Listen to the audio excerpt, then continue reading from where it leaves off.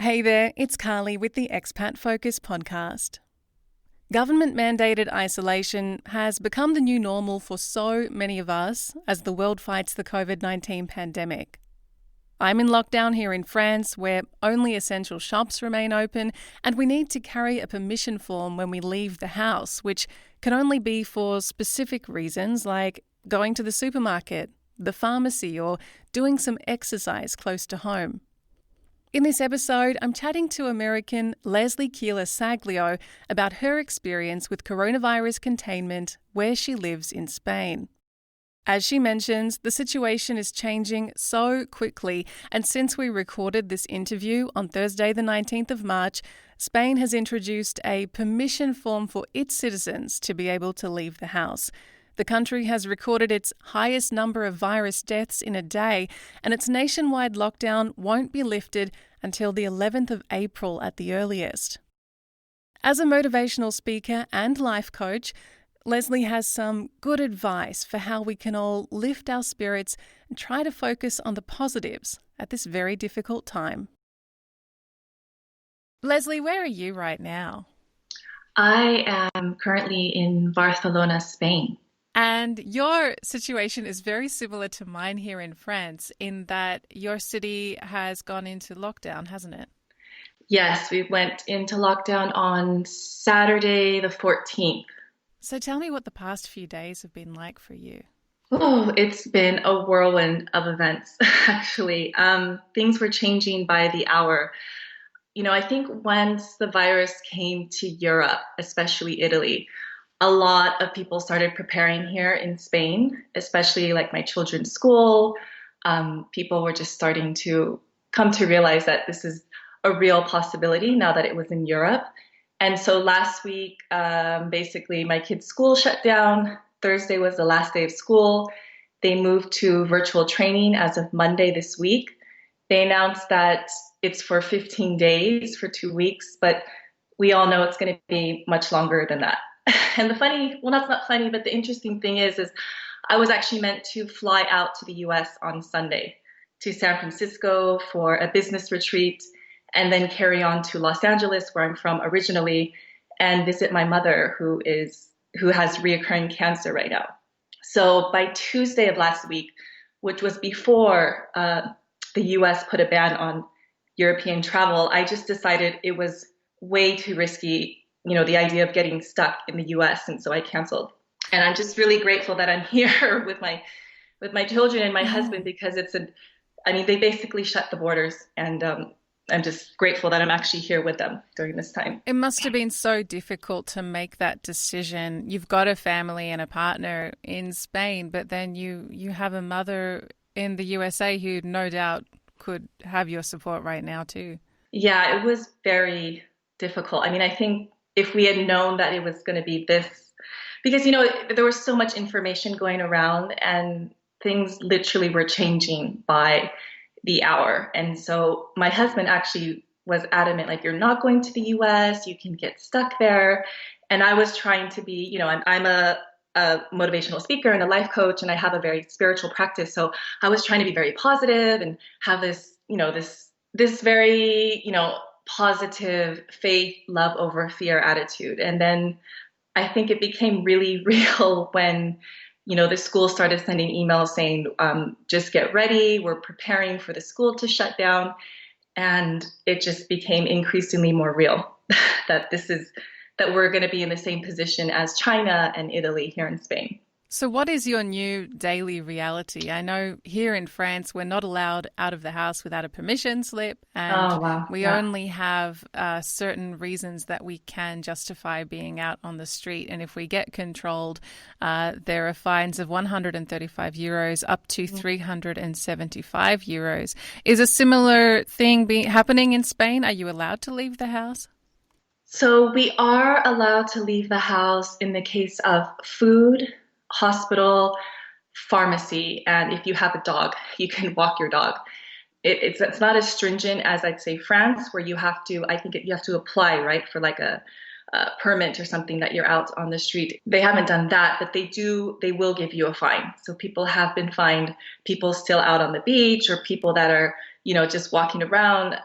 If you don't have a legitimate excuse to be out, then you will be fined. Absolutely.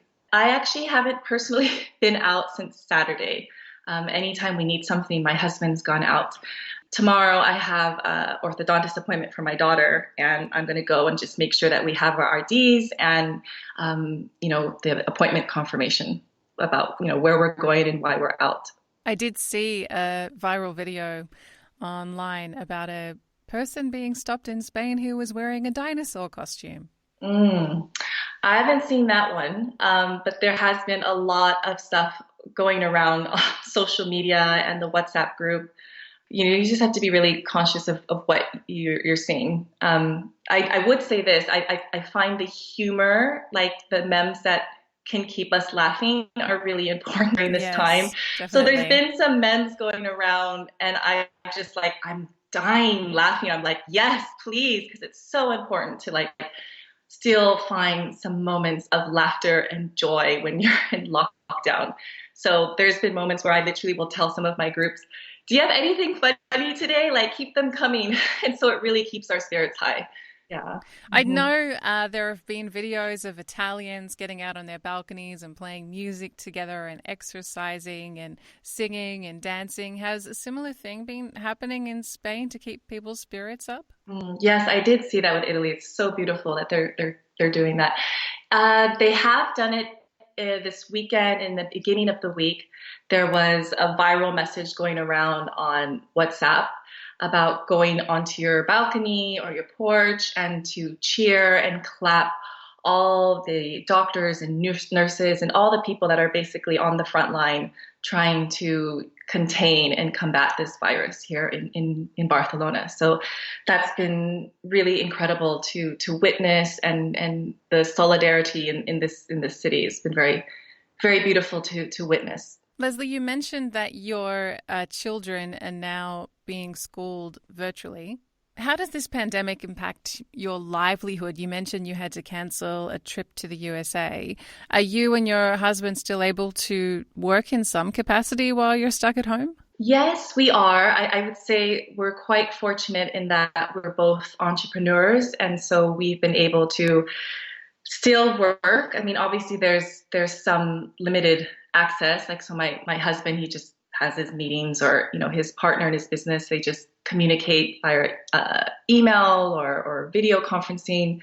And the same with me. I mean, I do hold live events. I do weekly meditation sessions here in Barcelona. I was meant to do a live event in LA, which of course I had to cancel. But now I'm basically going to, still continue that and be of service to people, especially during this time. I think it's important now more than ever to try to stay connected, and how amazing that we have all this technology that we can do that. And so I'm definitely going to be announcing some free weekly meditation sessions so that we can come together and just really stay calm, connected, and be well as much as possible while we're all in lockdown around the world. I'm really lucky where I live in France. We have a little garden front and back so we can get out into the sunshine. What's your outlet to be able to get outside and get some fresh air? Yes, fortunately, we have a small terrace that gets the afternoon sun. So what we've been doing is we will go out there and possibly have our lunch out there as a family. I mean, it's not big enough to put a table or anything, but we just sit there with our chairs and our bowls or plates and get some sun and some vitamin D, because that's absolutely important, obviously, to build the immune system as well as to get some vitamin D. So I always tell my kids, we need to get outside, we need to get some fresh air and get some sun. So unfortunately, we don't have a garden. I'm really missing putting my feet in the grass. But, I would say if people have a tree that they can reach, or if they have plants, like, that's just as powerful, just to stay connected to nature and to ground, yourself, is to touch it actually as well. Would you say that nature is the biggest thing you're really missing at the moment? Mm, absolutely. I know Facebook reminded me, they do these reminder posts like 2 years ago, you posted something, or 3 years ago. And it reminded me of a post that was, I think it was 2 years ago. We were on the beach. with my mother. And I reshared that post. I'm like, oh, what I would give to have the sand under my feet and my mother by my side. So absolutely, I think, this is an opportunity to remember all those things that maybe we naturally can take for granted, but just know that this too shall pass. We don't know how long we'll be in it, but we will be able to do those things again, and just to be grateful for what can we be thankful for in our surroundings and with our family, and find the daily gratitude in that, which is why I was inspired to start a gratitude practice online on my social, because I think it's really important that people stay in that. It's during this time we can be very contracted and stay in that fear, stress, anxious mentality, which is completely normal, right? I mean, we're human, and this is huge. Like, this is so unprecedented. Like, not experienced this before, at least like in our lifetime. And so it's important to have these practices daily that can really put you back in a state of expansion and a higher vibration, and find still the goodness and the joy in your life so that you can, get through your days. I mean, I think it's important. I find myself, especially because I have children, I'm like, okay, I need to stay positive. I need to stay, they're watching me. They're taking on, how I'm handling this. And I have a feeling that when they grow up, this is what they're going to remember. It's like, how were we as a family unit? How were my parents with me and to each other? How did we get through it? And this will be a huge memory in their lifetime. So I would say it's just about finding those moments that you can be grateful for, and to stay in that much more expansive, higher vibration of gratitude. So important. I completely agree. And actually, it's something I've found myself seeking out in the last few days. I discovered this app called Shine, and you can choose different topics and themes that you want to connect with. And for me, one of them has really been gratitude and mindfulness and positive thinking, and just taking a moment every day to think about, well, all those little annoyances like not being able to find flour and toilet paper at the supermarket don't really matter. And what does matter? I'm home, I'm healthy, I'm with my partner, I'm safe, Yes, absolutely. I love that. Leslie, I'm curious. Obviously, you're probably the same as me, looking back to Australia and comparing how they're handling the COVID-19 crisis compared to where I am in France. What are your observations, especially with your mother in the USA, and how do you think the Spanish authorities have been handling things?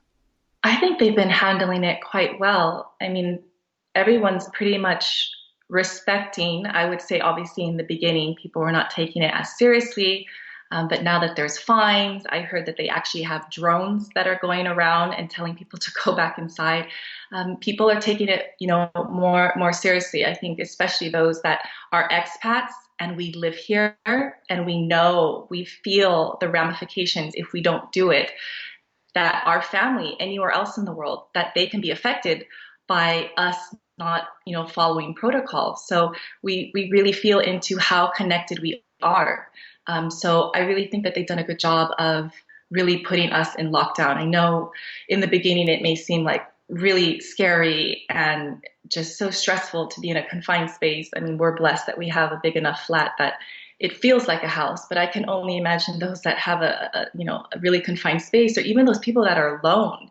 Sometimes I think, oh my gosh, I'm with my children and this and that, but I'm thinking, oh, I'm with my children and my husband. I can't imagine, what about those people that are alone? I know that I think the US and the UK, they're talking about having the elders self-isolate by themselves. And I'm like, oh my gosh, I mean, that includes my mother in LA, which thankfully I have my brother and sister that still live there. So if she were to need anything, that they would be able to support her, like physically support her.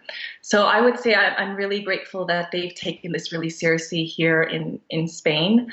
I don't feel the same in the U.S. I know it's a different beast. It's 300 million plus people, and there's federal law and state law and city law, but they really need to crack down on that. My mother, she has cancer right now, and I'm telling her to be careful, wear a mask and gloves, and only go out if you have to. She has doctor's appointments that she has to go to. And I asked her, like, are people wearing masks and gloves? She goes, no, I'm the only one. People need to take that seriously. And I don't know if it's also because there is no supply. Like maybe that's something they actually need to consider, giving that to people so that, if there is no supply or, people are gouging the prices online or in shops, like the government needs to step in and make that available free for people. I saw a video the other night of Italians talking about what they would tell themselves 10 days ago if they had their time again. What advice would you give others facing coronavirus containment? Because I'm sure so many other countries are going to follow what Spain and Italy and France are doing. Yes, I saw that too. And I'm glad that someone put that together and that's going viral. I actually received it from a friend in California. So I'm glad to know that that's going global and it's so impactful. I would tell people, like, follow what your government says. And if your government is not, taking as strict protocol as the rest of the world, just know that we are absolutely still connected and just, follow what other countries are doing, learn from their lessons and stay inside. Stay inside. It is the best advice, other than, wash your hands and, sneeze or cough into your elbow crease. Like that, we all know. But the real important thing is to self-isolate, stay inside, only go out if you need to. And, social distancing is super important. And, just ride it out. Stay connected through your family and your friends, through technology, and try to find some, like I said, gratitude and this is an opportunity to maybe do those things that you weren't able to do or connect better with your family. I know I feel that way as I'm doing school with my younger son. I'm thinking, oh my gosh, I'm like his teacher right now, although he's pretty self-sufficient. But it's like those moments of like, this is a time that we can just pause and reset and like do some of those things that you've been putting off and just do them as you're home, isolating yourself. That's it for today. If you want to share your own experience of coronavirus lockdown in your country, head over to expatfocus.com, follow the links to our forums and Facebook groups. You can also share your thoughts with us on Instagram and Twitter. We're at Expat Focus. Be sure to check out our other episodes, including an interview with expat business owners under lockdown in Italy and the founder of a help and trade app who's hoping it can be put to good use right now. If you like what we do, please follow us, share us, you can even leave us a review, and I'll catch you next time.